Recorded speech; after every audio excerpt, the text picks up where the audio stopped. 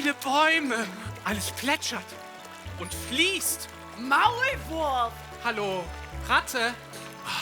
Was für ein herrliches Leben. Ganz anders als meine dunkle und enge Höhle.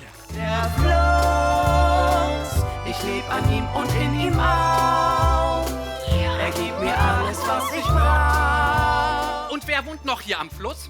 Manchmal kommt der Otter hier vorbeigeschwommen. Und dann gibt es noch den durchgeknallten Kröterich. Den Kröterich? Wir können sofort losfahren. Bitte was?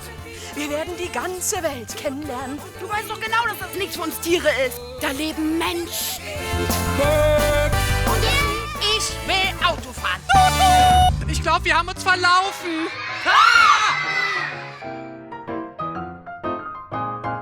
Was macht ihr denn hier im wilden Wald? Wir haben einen wichtigen Grund. Der Kröterich. Der Kröterich? Ja, und dann ist er dem Auto hinterher. Und dann hat er das Auto geklaut. Was? Wir machen aus der Problemkröte eine Vernunftkröte. Packt ihn euch!